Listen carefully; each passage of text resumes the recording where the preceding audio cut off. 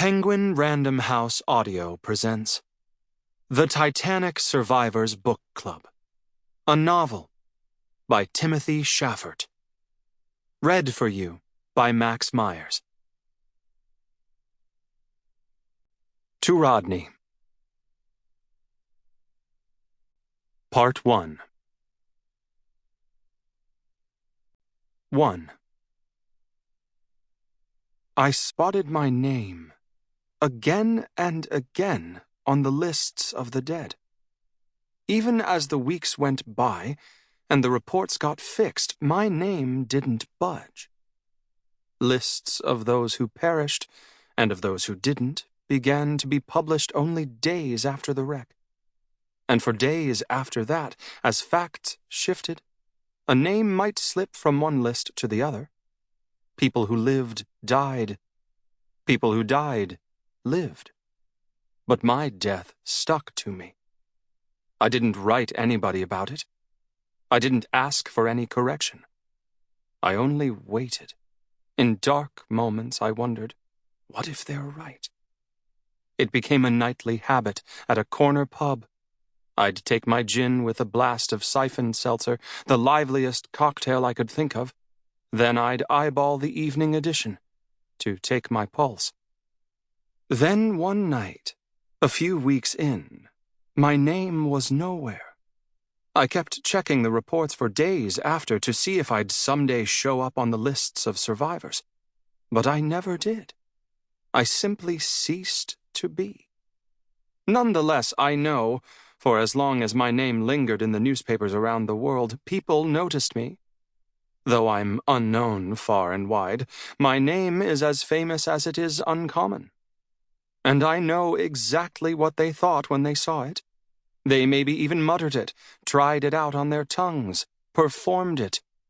Alas, poor Yorick. My dad fancied himself a Shakespearean actor, though he was merely a vaudevillian in the middle of America when he named me. My father cared only for his characters. But Yorick wasn't even that. He was only a prop, a skull for Hamlet to hold. Alas, poor Yorick, Hamlet says in the boneyard, gazing into the empty eye sockets of a dead clown. You'll live forever on the stage, my father told me once when I was a little boy, when I complained about the name he gave me. You'll donate your skeleton to the theater. Every time they do Hamlet forever after, they'll hold your head up high, in the limelight. Over a year after I was pronounced dead, I received an invitation.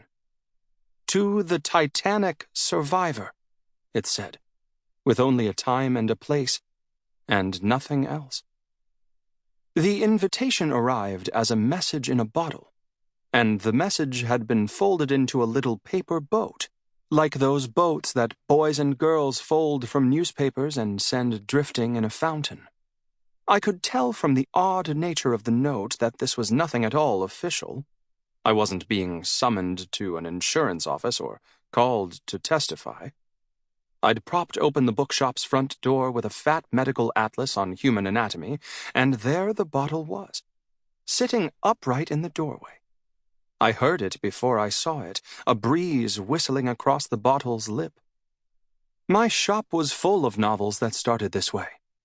Stories of unrequited love, lies, revenge, mistaken identity, secrets and confessions and regrets, revealed in letters sent, intercepted, purloined, lost, burnt. Or maybe I was already reading into that message before I could see a word of it. I wanted to be rescued by that paper boat. I'd bought my shop on a whim. Practically, with an inheritance I would have been better off putting in a bank.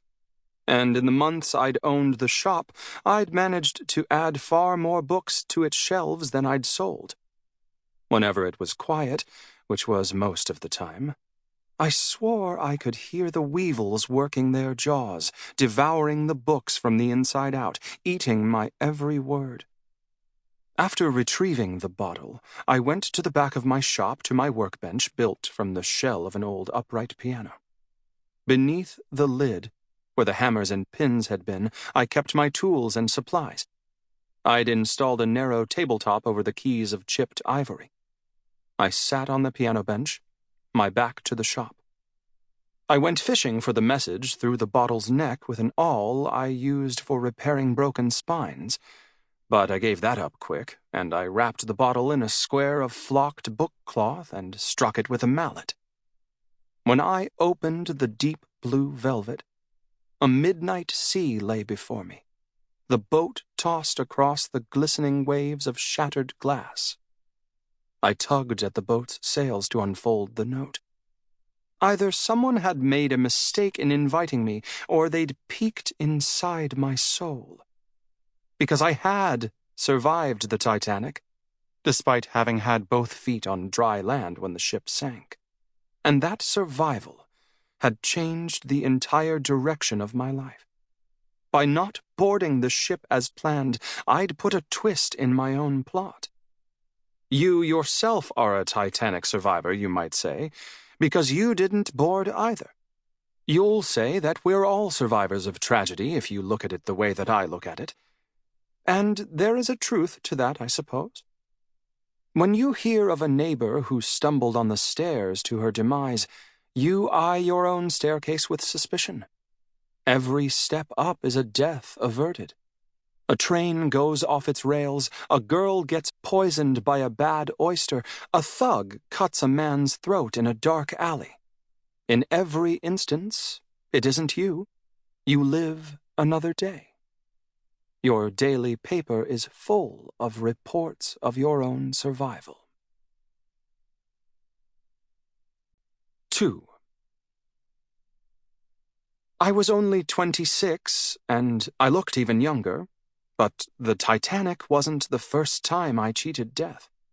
Even my birth almost sent me to the grave, when my mother's umbilical cord tied a noose around my neck. My first cries were a desperate wheeze, my father often told me with some annoyance. As an actor, his voice thundered. He brought me on stage as soon as I could take a step, and my voice grew even weaker when people listened. "Somehow you seem even more invisible with the blaze of the stage light shining on you," he said. But I'm sometimes emboldened by my invisibility. When I feel too conspicuous to leave my shop, I try to remind myself that I'm never noticed, despite the wild curls of my hair that I rarely cut or comb. And I have the saddest eyes of anyone, a handsome man once told me. He whispered it in my ear. I could see your sadness from across the room. I was full of worry. I was certain I didn't belong, no matter what my invitation said. But I so much wanted to be among them. I peddled stories for a living, so maybe I would invent one of my own, I thought. I knew enough facts, certainly. I might have been on lifeboat number 15 for all they knew. I could easily get lost in the sardine tin of it. With 60-some passengers packed tight, weighing the thing down, the boat sunk so low in the water that the sea licked at a lady's hair when she simply tilted her head toward the side. The meeting was in an hour, and the hotel saloon was an hour's stroll from my shop. I leaned on my walking stick, but the pins in the bones of my leg acted like lightning bolts, drawing in all the electricity of my nervous nature, putting a little sizzle of pain in my every step. I concocted my story as I walked along the Avenue de l'Opéra. I became a character much like myself, an antiquarian book dealer, but one who'd been hired to escort a bejeweled edition of the Rubaiyat, the beloved book of Persian poetry, to New York City. I would tell the survivors that I was hired to guard the book with my life and to squabble with customs agents over tariffs.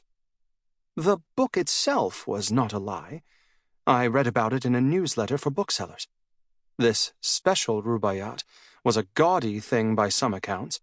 It was rare, but no antique, extravagant and overwrought, bound in Moroccan leather, the peacocks on the cover strutting with embroidered wings of golden threads, the binding embedded with topazes and rubies, amethysts and emeralds. Sample complete. Ready to continue?